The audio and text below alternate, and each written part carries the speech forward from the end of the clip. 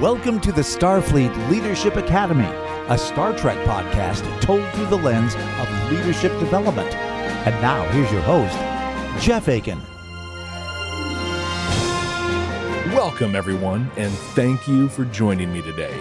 We're going to learn about morale and a framework to improve it while motivating your teams as we watch Season 5, Episode 25 of Deep Space Nine, In the Cards. As we often have to do with Deep Space Nine, there is some needed table setting. We haven't touched on the Dominion as a force yet in this podcast. We'll leave the details of them until episodes that involve them more, but for this episode, you need to know that the Dominion are the dominant force in the Gamma Quadrant. The Federation, Klingons, and other Alpha and Beta Quadrant organizations have had various run-ins with them, but nothing like a full-scale war or anything like that has broken out. At this point in the series, there's an almost Cold War going on. Skirmishes, battles, kidnappings, a lot of political intrigue, but not war. Well, not yet. We'll encounter a key Dominion character later in this episode, Weyoun. Weyoun is a Vorta. Vorta can best be described as the tactical commanders, the diplomats of the Dominion, and we see Weyoun in full diplomat mode later on. So, with all that, we start off in Sisko's quarters. He's holding a dinner party for the senior staff and really just trying his best to raise spirits. But it's apparent his spirits are far too low for him to be able to really cheer anyone up. Understandably, I mean, all anyone can talk about are the 3 ships that have recently just disappeared along the Cardassian border. Eventually, he just calls it a night, and Worf couldn't be more excited. Mr. Worf, you've been paroled. The party's over. Thank you, sir. Good night. As they're all leaving, he finds out Kai Wynn is dropping by to see him the next day. Last time we talked about the Bajoran religion, Opaka was the Kai. Some stuff happened we'll cover later. We're going to turn now to Rome and the very latest on the Pope's startling resignation yesterday. The first time in 600 years a Pope has done this. And now Wynn Adami is Kai, and she is awesome. Like, by awesome, I mean terrible. Honestly, she's arguably one of the best villains in all of Star Trek. Quark is going to be holding an auction, and Jake has been invited. One of the lots has an item he is convinced will cheer Sisko up. It's a mint condition Willie Mays rookie card. It's perfect. This is how I can cheer up my dad. You know how much he loves baseball. Willie Mays, the Say Hey kid, is a Hall of Fame baseball player that played with the Giants in both New York and after they moved to San Francisco. As of the time of this recording, early 2021, that card is worth about $47,000. Jake has a really great line here. He's usually the one who tries to lift everyone's spirits. I mean, people go to him for encouragement. Where does he go when he needs it? This really is the message of this episode. Who cheers up the cheerer-upper? We'll talk in detail on this in the command codes. This whole opening segment is great. It paints such a dark and bleak picture of the morale of the crew and the people living on the station. But Jake is going to drag Nog along with him to try and shine a little light on Deep Space Nine. All I have to do is get him this card. How hard can that be? Well, we're about to find out. If you remember Encounter at Farpoint, and if you don't, honestly, I don't blame you. But in that episode, Picard made it clear the Federation just doesn't use money, no currency. So Jake's broke. But he is so focused on getting this card and on doing something great for his dad. He convinces Nog to front him the latinum. He's got 5 bars of it. All that latinum you got stashed under your bed. Shh. Oh, Nog. You don't really keep it under your bed. No, of course not. Little more context here. See, Nog is currently a cadet at Starfleet Academy. And hey, you can be a cadet too if you just head over to our Patreon page. The link is in the show notes. In fact, he's the first Ferengi ever in the Academy. To get in, he needed to have a sponsor, and he was able to convince Sisko to do that for him. We'll see the story of that in the third season, ultimately in the episode Heart of Stone. Well, Jake leverages that sponsorship, that relationship between Nog and Sisko to guilt him into funding his venture. Kai Wynn shows up and beautifully and quickly just dismisses Kira. You may go now, child. She really is the person you just love to hate. Well, she and Sisko walk the promenade. She points out the shops that have closed and all the people that have left. The Dominion threat, it is very real. So many people have left Deep Space Nine in the last few months. She shares with Sisko that she's going to be meeting with the Dominion on the station at their request. She took the meeting hoping to protect Bajor from any hostilities. Sisko agrees that really that's his goal too. This was a very rare moment of agreement between the two. The auction goes the way you would expect in any TV show. Nog has a strategy that proves to work. Don't worry, he'll drop out at 2 bars. That is, until a wild card is introduced. It gets way out of hand, and Jake is about to bid double the amount of money Nog has. 10 bars. The wild card wins the lot and heads out. Nobody wants a wild card, okay? It doesn't make any sense. Jake and Nog go on the chase. He basically blows him off, heads down a turbo lift. Jake obsesses over it, and Nog tries to reason with him. I think you're taking this whole baseball card thing way too seriously. It's not the card. It's my dad. This is very important to me. I've got to say, the relationship between the Siskos is so good. Like a real shining light in the amazing show that is Deep Space Nine. As this podcast continues, we'll see a lot of flaws in Sisko's captaincy, but generally, he is a really, really great father. Weyoun arrives. Captain Sisko! I can't tell you how happy I am to see you again. I wish I could say the same. See? Total diplomat. He leads him to meet with Kai Wynn. Nog finds out the person that won the lot is named Dr. Geiger. Geiger has agreed to meet with them. So they walk into his quarters and immediately regret it. He's got this complex machinery, computers set up all through his quarters. He explains he is pursuing immortality. His theory is that cells basically just get bored and they give up. They literally get bored to death. So he's developing a cellular regeneration and entertainment chamber. Death is nothing more than the result of cellular boredom. He agrees to trade the card in exchange for a list of highly specialized and unique supplies. They have no idea how they're going to get all the stuff, but Jake won't let anything get in his way. That is the goal of my work. Nothing less than immortality itself. Excuse us for a moment. Nog, I can't let my father down. They need a special power cell, 5 liters of anaerobic metabolites suspended in a hydrosaline solution, and a bunch of other stuff. They're really struggling to get the things until Nog shares a new strategy. Let me show you a little something about incentive-based economics. Great idea, and they get to it.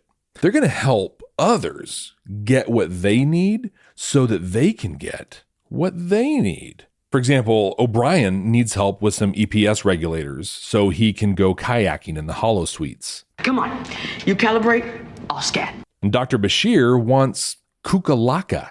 Kukalaka is his teddy bear. Worf wants his Klingon opera sound files cleaned up, and Kira needs help with a speech. They check in with Dr. Geiger as they progress. He activates a console, which makes a weird humming noise. Do you know what that is? It's the sound of immortality. Which Weyoun can hear since he's in the upstairs apartment. I mean the quarters right above Geiger's. Takes him some time, but eventually Jake and Nog get everything on the list. Kai Wynn meets with Sisko. Weyoun is proposing a non-aggression treaty between Bajor and the Dominion. Sisko advises that they don't sign. He says that even though Bajor's not a member of the Federation yet, they will battle to protect them. So she agrees to stall for time. We have to keep Bajor's options open. Jake and Nog return to Geiger with the last of the supplies, and he's gone. It looks like no one was ever even there. They then, on their way out, see Kai Wynn talking with a Vedic. It's actually the person they were bidding against at the beginning of the auction. Seeing this, Jake decides that Kai has kidnapped Geiger to get some of the items in the lot the Vedic was trying to win.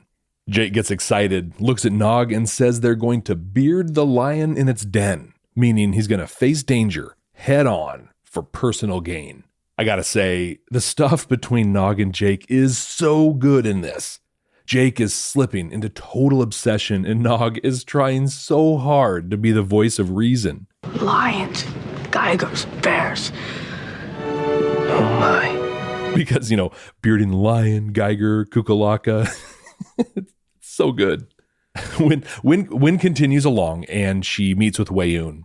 She tells him that she has to meet with the first minister about his proposal, and then sees him off. Jake, though, intercepts her and accuses her point blank of kidnapping Geiger. Cut to Sisko freaking out. You accuse the Kai? Jake squirms around the truth, and they end up confined to quarters. Dismissed! Wow, that was harsh. Way too much. Like he completely crossed the line here. Right? Well, yes, but also no. First, Nog is a cadet at Starfleet Academy, kind of like we discussed in Learning Curve and The Butcher's Knife Cares Not for the Lamb's Cry. The culture of Starfleet Academy can be authoritative and very military in nature, very, very boot camp. Sisko's response here is in alignment with how Nog could be expected to be treated were he at the Academy. So I can support his behavior there. But Jake is his son and isn't even almost in Starfleet Academy. Jake's excuse to not reveal what they were actually doing was that he and Nog had gotten drunk at Quark's. Not a good story there from Jake. But I don't agree with this approach. I mean, specifically with a kid that just shared what Jake did. In my opinion, and frankly, the opinions of psychologists, medical, and parenting professionals, Sisko's reaction is harmful, even to a person as old as Jake. In fact, Dr. David Sack addressed this in a Psychology Today article that reminds parents the key is to come from a place of love and with a desire for health and wellness. Yelling and immediately reacting just closes the door on future productive conversations on this topic. I'll link the article in the show notes. Frustration, even anger, they're totally understandable, but it's better to just admit that and give yourself some time to calm down. Maybe something like, Jake, I'm having a hard time processing that right now. I am really frustrated and I'm getting angrier by the second. Look, I need you to wait in your quarters until we're ready to discuss this. Then you calm down, you collect yourself, and you handle it like mature human beings. This is the same behavior that you should use with your teams. There will come a time that a team member will way cross the line. Blowing up at them and yelling will do nothing more than exacerbate the issue and erode trust between you. Admit and share your anger and frustration professionally, and then address the behavior when you can behave in an appropriate manner. Not the best move by Sisko here. As Jake and Nog head to their quarters, they get beamed into a room, and sitting across from them is Wei-Un. This scene is awesome. So Wei-Un heard the sound the cellular regeneration and entertainment chamber was making, and he stole all the equipment along with Dr. Geiger. See, he believes Jake and Nog are conspiring with Dr. Geiger to somehow hurt the Dominion. I suppose there's also an innocent explanation to the secret meetings you've been having with virtually the entire senior staff of Deep Space Nine. Or that Kai Wynn met with you immediately after leaving me. They protest their innocence, but Wei-Un threatens violence. And seeing no other option, Jake tells a story about being part of Starfleet intelligence. Working for Starfleet intelligence. Oh no. Nog is sitting there just squirming, freaking out silently. But it works. Wei-Un sees how ridiculous the story is. I believe you. You do? Yes. That is, I believe your first story. He gives Jake the card and then just lets him leave. In his log, Sisko notes that morale is up and the senior staff are generally happy and optimistic, even though the galaxy is still spiraling into a dumpster fire. He shares a lesson his father taught him. Even in the darkest moments, you can always find something that'll make you smile. Jake gives him the baseball card. He grabs him, gives him a big hug as we fade to credits.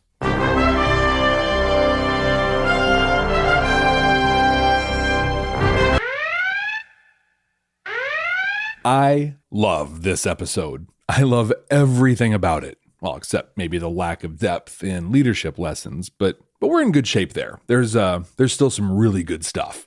This episode works because of the characters. Most of the cast have just, really small parts. In fact, Dax isn't even in the episode.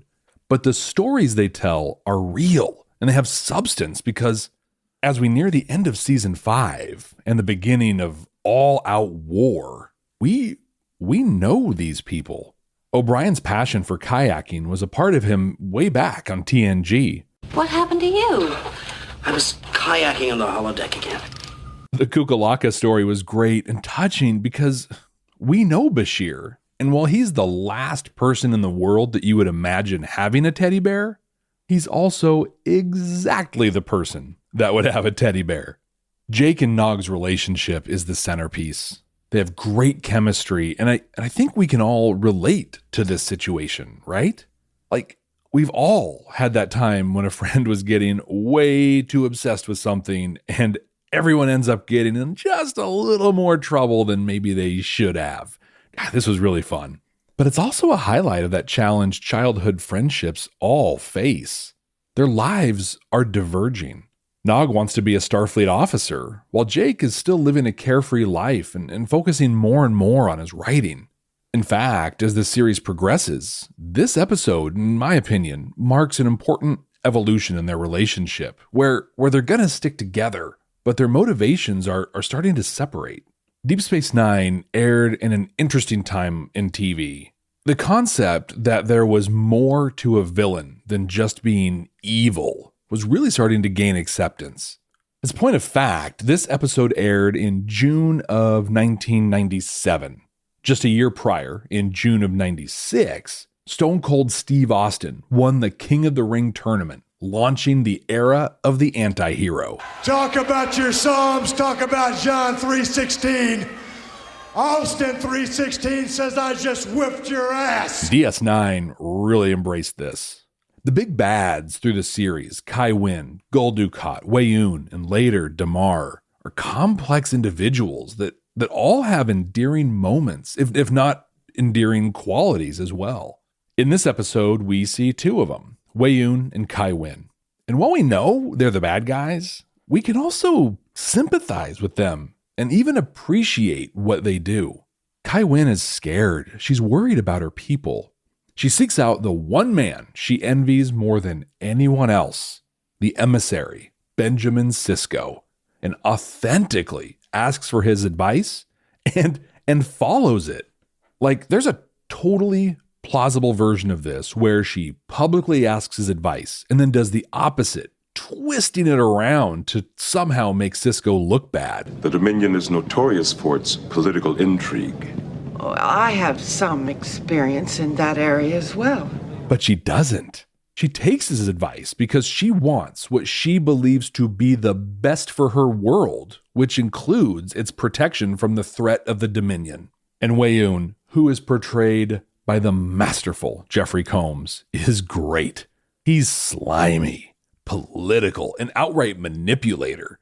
But when the cards are all on the table, he listens and he does the right thing. Sisko represents the enemy to him. He represents the Federation. But even with that, he gives Jake the baseball card to help brighten Sisko's day. Command codes verified. Have you ever gone to work and immediately regretted it? Sat at your desk or logged into a virtual meeting and just felt your life force drain out of your body? General, there's been a breach. We need your password so we can lock down the system. Okay, IHATEMYJOB1. I hate my job, one? I know I have. And frankly, if you haven't, you have not been doing this long enough yet. Times like that are hard to get through, but they're not unexpected. I almost said normal there, but really, we should not normalize these occasions. They're an indication that something is wrong, or some things are wrong. Generally speaking, when everything is going as planned and great, at worst, you might get bored. Getting kind of bored. But like the crew in this episode, when things are falling apart, it can be hard to even show up. When you're the leader of a team, one of your duties is to motivate the team, or more accurately, to create environments in which people can choose to be motivated. This often means spending time with people, hearing their problems, and working with them towards solutions. I know I find myself often putting a new coat of paint on something that just isn't going that great. The Starfleet Leadership Academy is supported by listeners just like you. Click the link in the show notes to support the ongoing production of this podcast.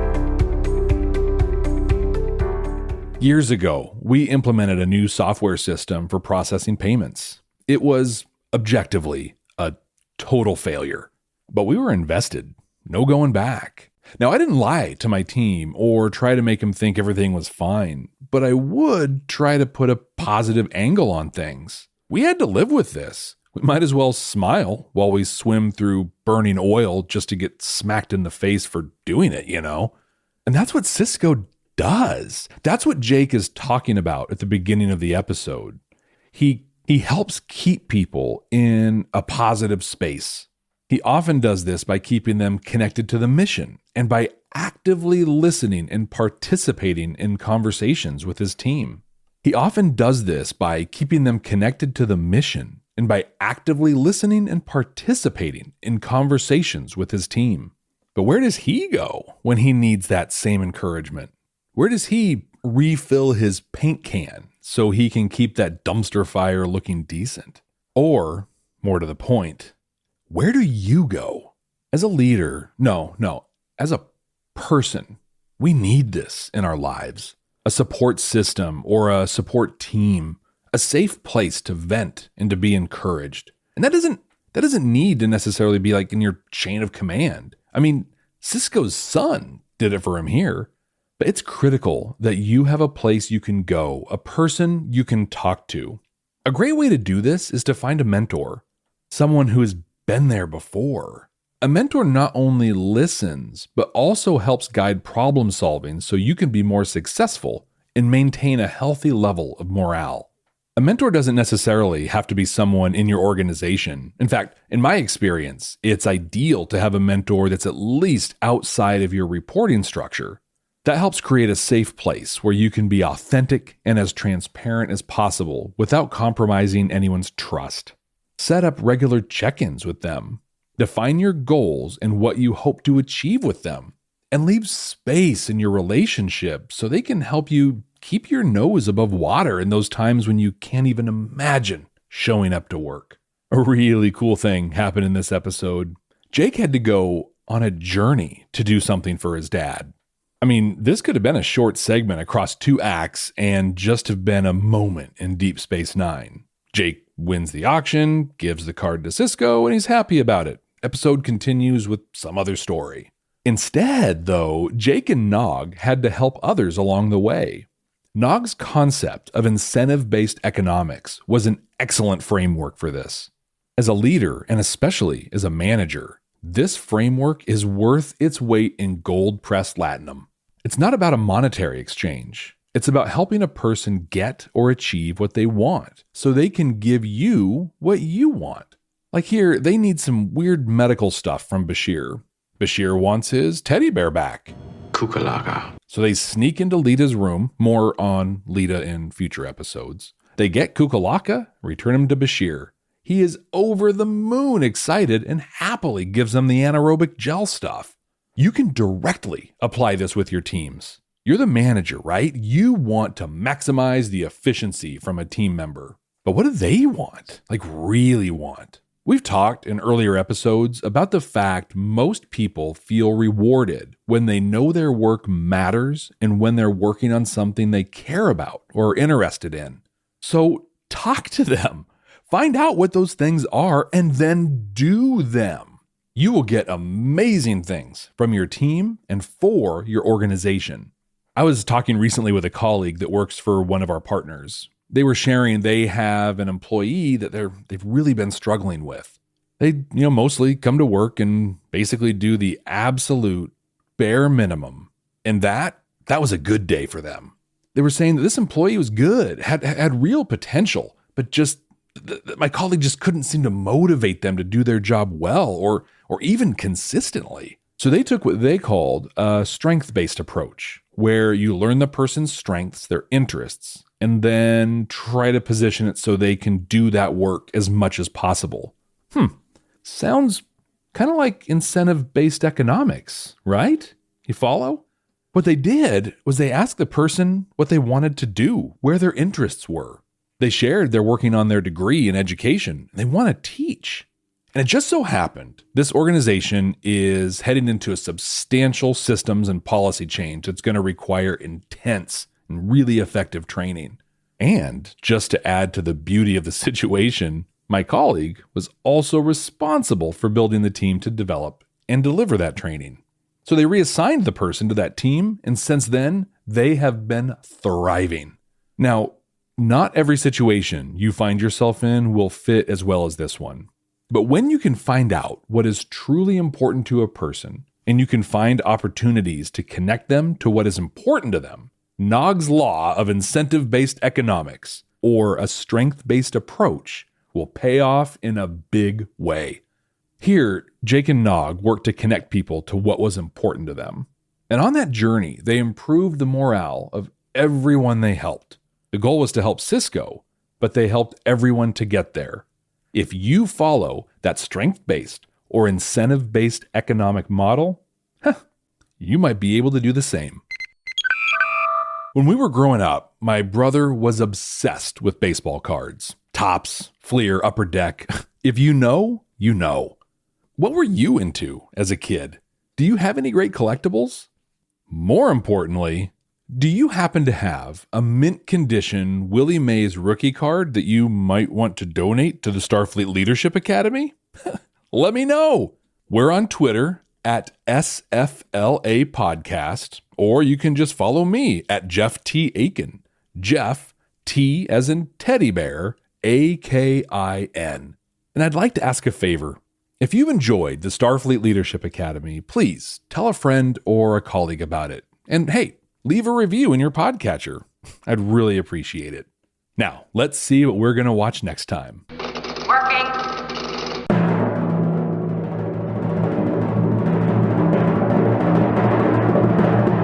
Oh, wow. I knew this day would come. We will meet Lokai and Beale in the 15th episode of the third season of the original series. Let that be your last battlefield. If you don't remember this iconic episode, it's the one with the two people that are half black and half white. On one side and white on the other. I am black on the right side. If I remember correctly, there are some really valuable lessons in this one, on top of the very obvious commentary on the ridiculousness of racism. I always enjoy going back to the original series episodes, and I hope you will too. But until then, ex astra scientia.